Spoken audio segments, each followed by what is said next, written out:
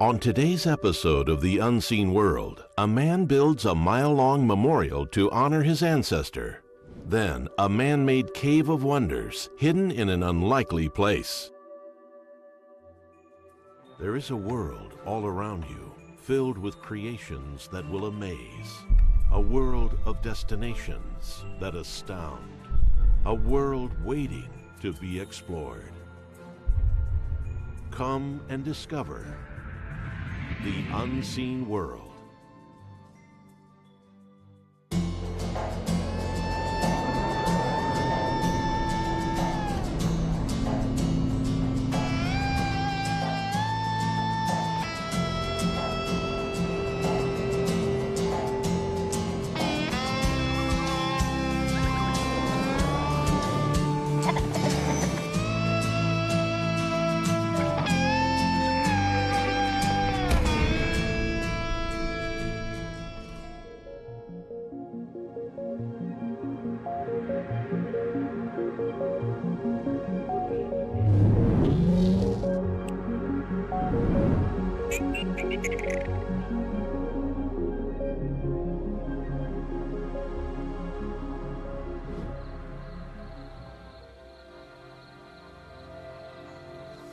You will feel things here that you've never felt before. I've had so many people come out of here with either tears in their eyes or they'll come outside. I feel a feeling of euphoria like I've never felt before.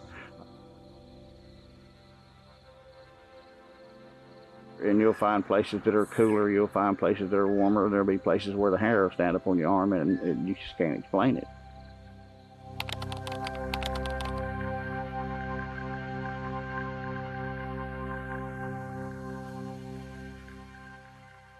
North of the Tennessee River, a mile-long man-made stone wall wraps around the woods of Florence, Alabama.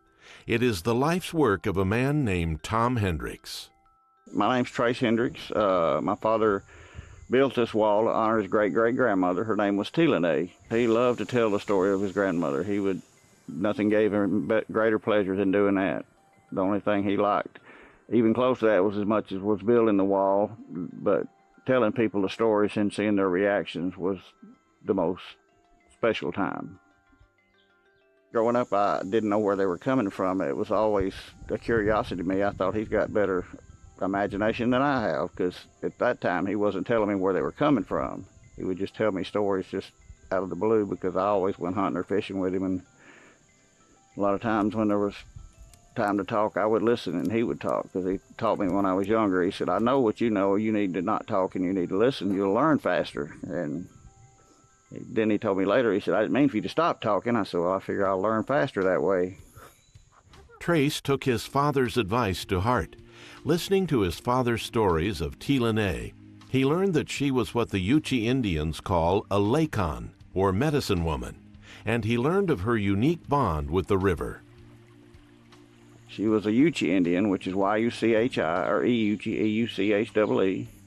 They were very unique people. They were no medicine men, they were medicine women. They were called Lakons. When Teelanay was born, her grandmother put her birthing cord in the Singing River, because the Native Americans there believed it was a woman who lived in the river, sang beautiful songs to them. They called it the Singing River.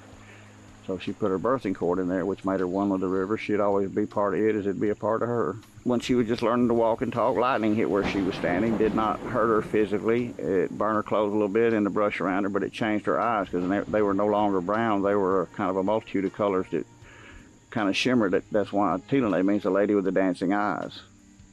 And so her grandmother knew then that she had been chosen by the Creator to be a Lakon, so she started teaching her at an incredibly early age, because this was 2 years old at the oldest, if not older. By the time she was 13 years old, she knew almost as much as her grandmother as far as the Native American medicines and the things she used. Like many Native Americans, Teelanay was forced to leave her home when President Andrew Jackson signed the Indian Removal Act of 1830. Leaving a then 13-year-old Teelanay to walk the infamous Trail of Tears over 5,000 miles to safe territory in Oklahoma. It was a treacherous journey. Many did not survive. When she arrived, she could no longer hear the voice of the river, only silence. The Unseen World will be right back.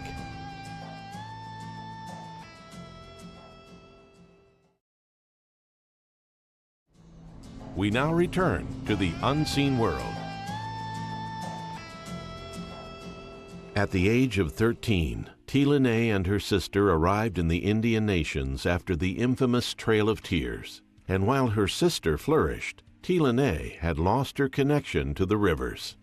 Her sister was like a wildflower. She could grow anywhere, but she knew she couldn't stay. So as soon as the winter was over, she slipped away at 13 years old and started walking home.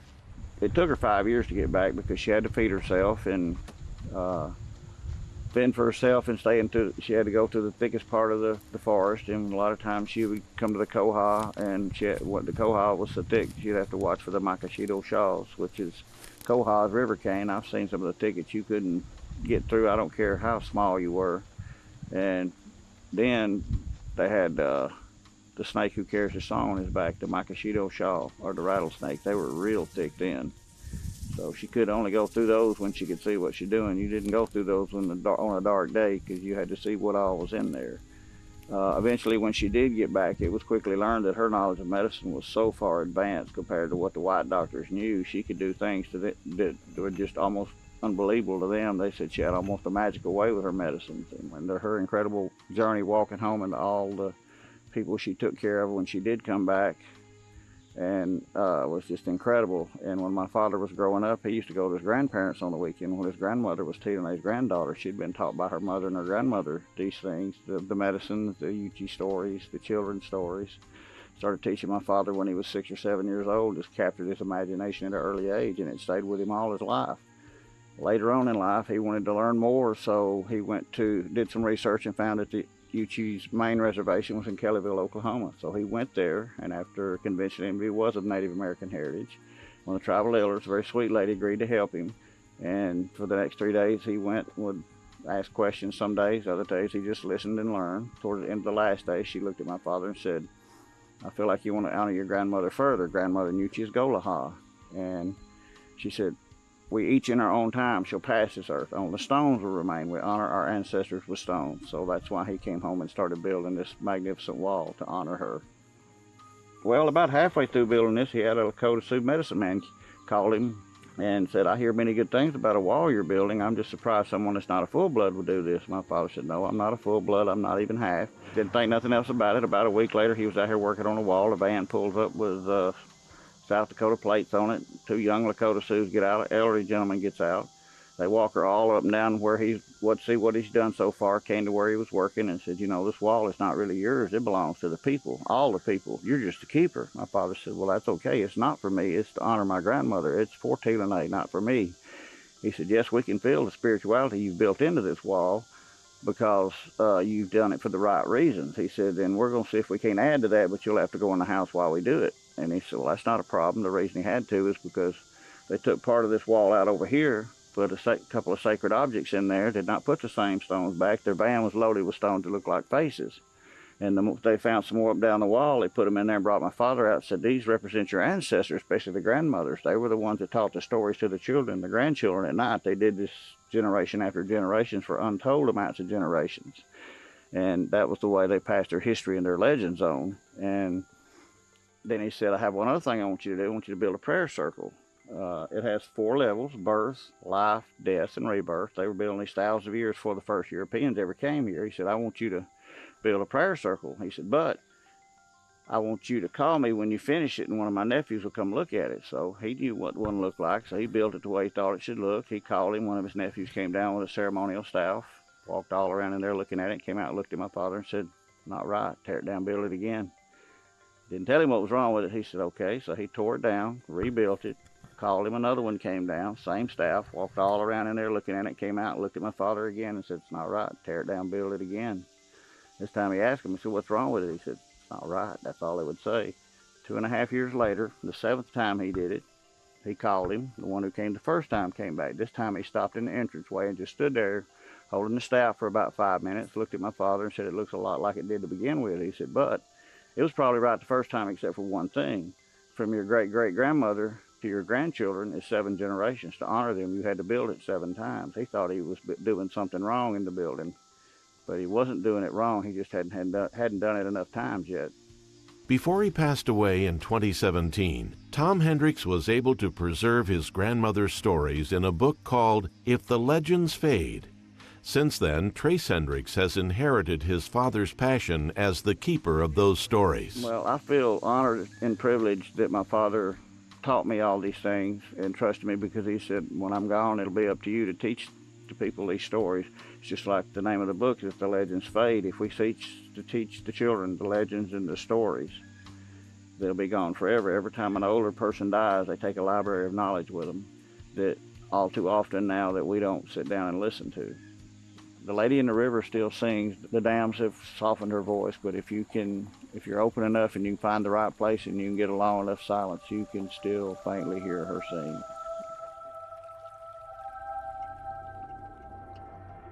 Tom's Wall can be found in Florence, Alabama. It's opened, free to public, 7 days a week from 8 a.m. to 4 p.m., and Trace Hendricks can be found there most days. For more information, visit ifthelegendsfade.com.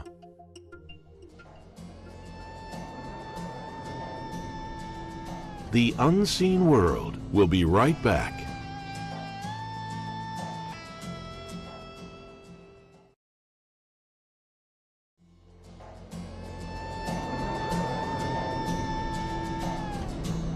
We now return to the Unseen World.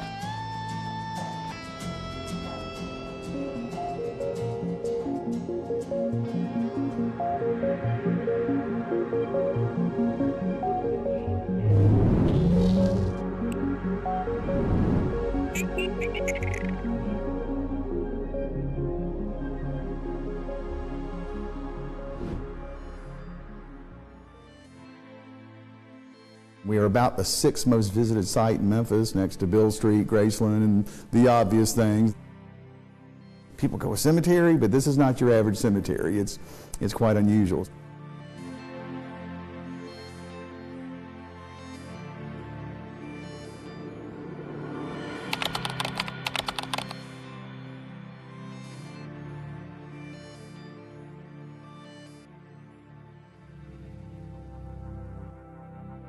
Buried on the grounds of Memphis's Memorial Park Cemetery is a stunning man-made cavern of crystal, concrete, and secrets known as the Crystal Shrine Grotto.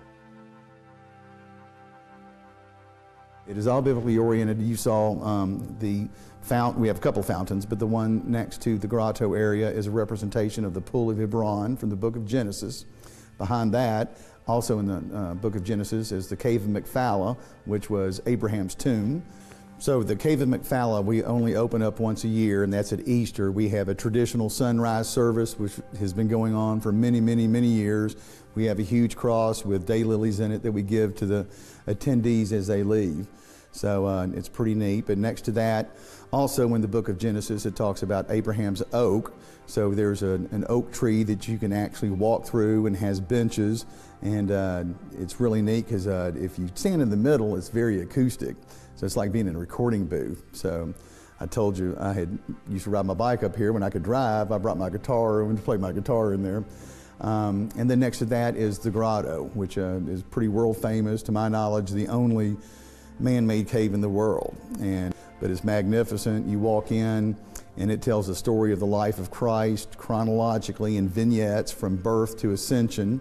The original artist, Senor Rodriguez, did the backgrounds, and then Miss Smythe had some figures imported and handmade in Italy in the first few scenes, and then a local artist by the name of David Day, who's still alive in his 90s, did the majority of the rest. There was a few other artists involved out of rare woods and soapstone.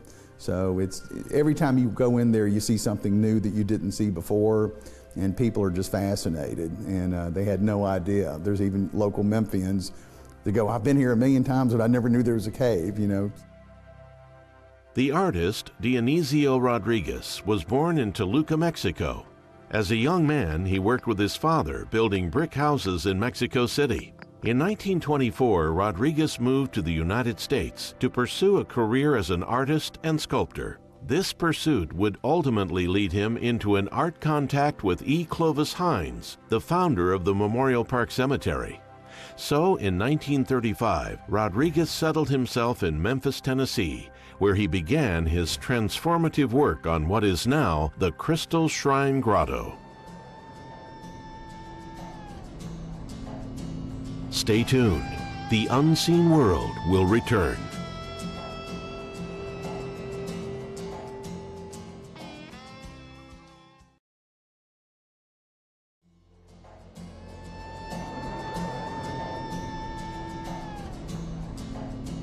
We now return to the Unseen World.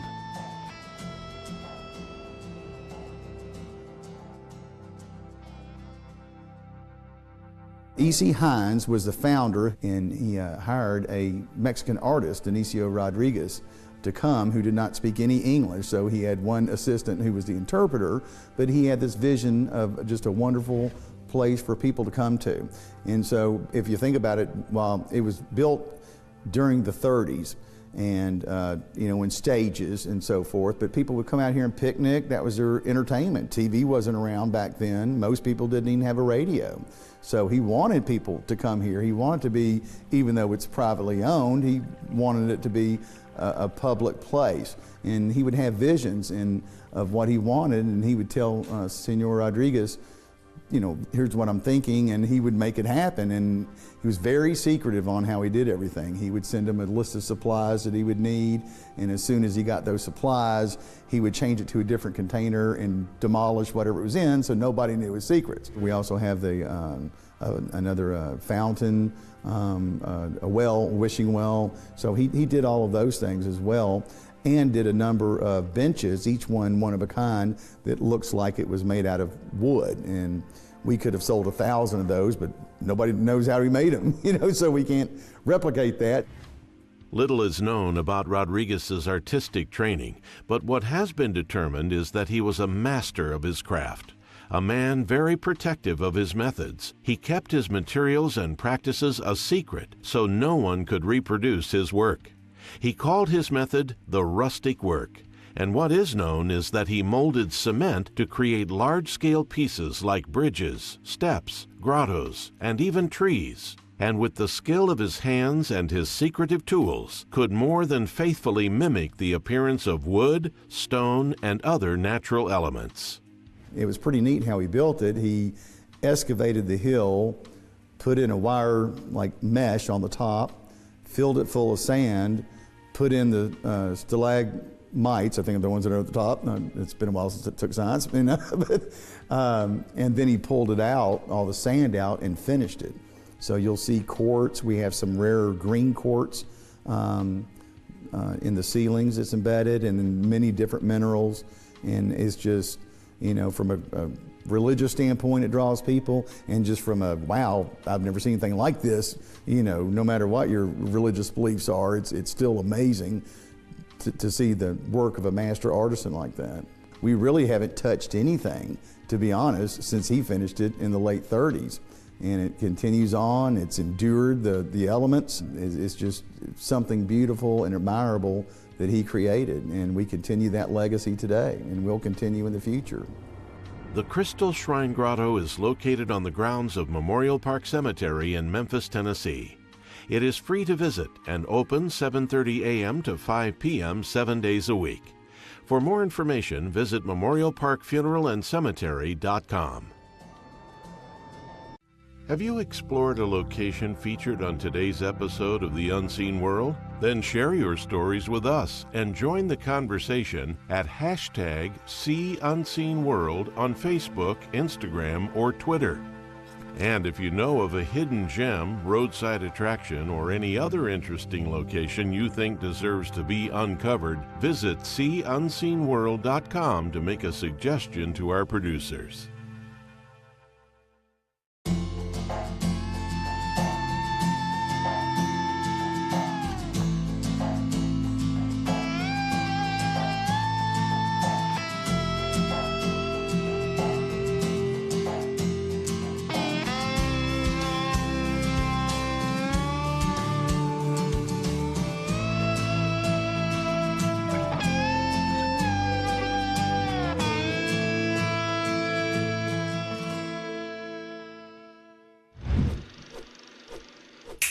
good.